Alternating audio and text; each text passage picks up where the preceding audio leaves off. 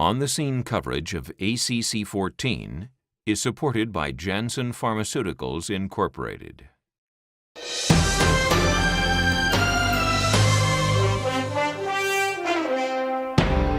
I'm Peter Block for On the Scene here at ACC at the annual meeting in Washington, D.C.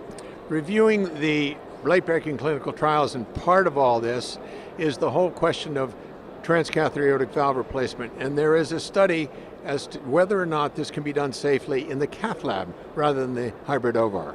With me is Vasilis Babalieros from Emory University Hospital. Vasilis, you looked at these data from Emory.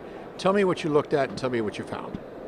Peter, we came up with a very simple question, is whether we can do these cases stripped down in the cath lab with no anesthesiologist, no transesophageal echo, no general anesthesia, and no hybrid OR. And we compared it to our experience that we were previously using all those things in order to do the TAVR.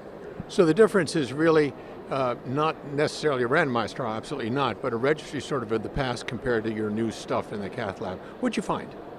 Well, it was very interesting findings. First, we looked at our procedural data, our 30-day data, and we even looked out to 1 year to see how these patients compared.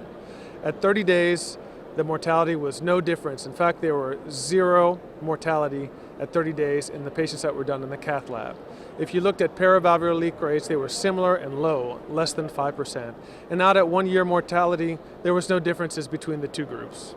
So this is not just 5 or 10 patients. Give me the numbers. How many patients did you really look at in the cath lab? We looked at 140 patients overall, about 70 patients in each arm. We had good follow-up out to about 400 days. Obviously with more follow-up on our older patients that we used to do in the hybrid room, but with good comparison. So I guess one of the questions that anybody who looks at these data would ask is, didn't you really cherry pick these patients that went to the hybrid OR?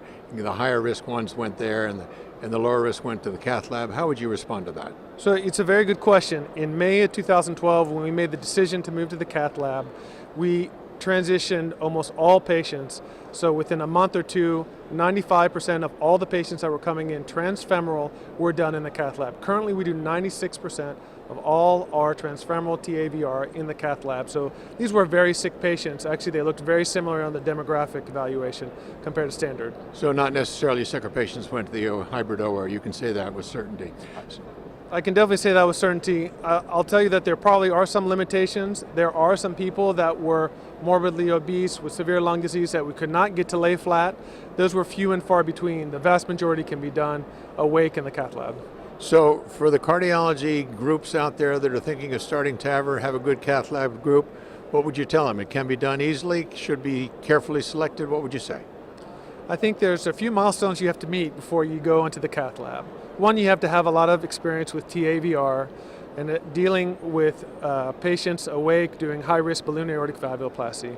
You got to be certain where you're going to place the valve, and you have to be perfection at percutaneous access and closure. I think with all of those, you can end up with a big cost savings doing them in the cath lab. So a little bit of experience, and you can do this in the cath lab and save a lot of money. At least that sounds like a good thing to do. Thank you, Vasilis. Thank you.